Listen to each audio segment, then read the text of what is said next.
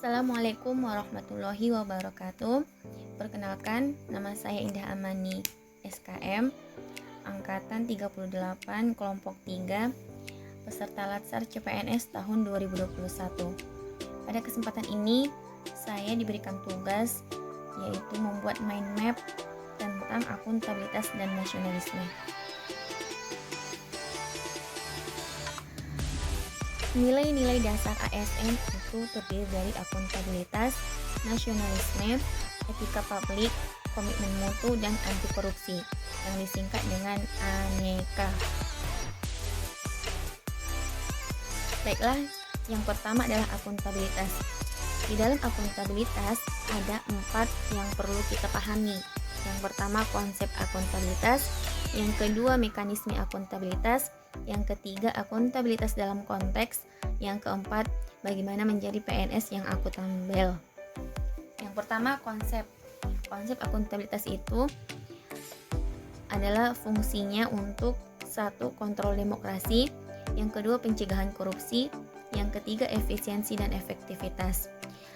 Ada 2 jenis akuntabel atau akuntabilitas. Yang pertama, akuntabilitas vertikal. Yang kedua, akuntabilitas horizontal. Kemudian aspek-aspeknya itu ada relationship, ada hasil, ada pelaporan, ada konsekuensi, dan ada perbaikan kinerja. Kemudian tingkatannya ada akuntabilitas personal, individu, kelompok, organisasi, dan stakeholder. Selanjutnya, mekanisme akuntabilitas. Dimensinya terdiri dari akuntabilitas kejujuran dan hukum, akuntabilitas proses, akuntabilitas program, dan akuntabilitas kebijakan. Kemudian alat akuntabilitas adalah untuk perencanaan strategis, kontrak kinerja, dan laporan kinerja. Kemudian di lingkungan kerja itu harus ada nilai kepemimpinan, kepercayaan, kejelasan, responsibilitas, integritas, transparansi, keseimbangan, dan konsistensi. Kemudian, akuntabilitas dalam konteks itu harus transparansi dan akses informasi, menghindari praktik curang dan korupsi, penggunaan sumber daya milik negara, penyimpanan dan penggunaan data informasi pemerintah, dan menghindari konflik kepentingan. Sedangkan untuk PNS yang harusnya menjadi PNS yang akuntabel, asasnya itu harus profesionalitas, kemudian proporsionalitas, keterpaduan, delegasi, netralitas, akuntabilitas, efektif dan efisien, keterbukaan, non-diskriminatif, persatuan dan kesatuan, keadilan dan kesetaraan, dan kesejahteraan.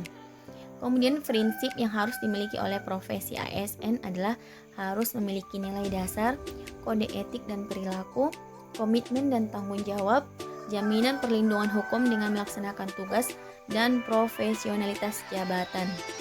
Kemudian perilaku PNS harus sesuai dengan kode etik, perilaku terkait transparansi, perilaku tidak curang dan koruptif, bertanggung jawab terhadap penggunaan sumber daya negara, dan perilaku yang berkaitan dengan konflik kepentingan.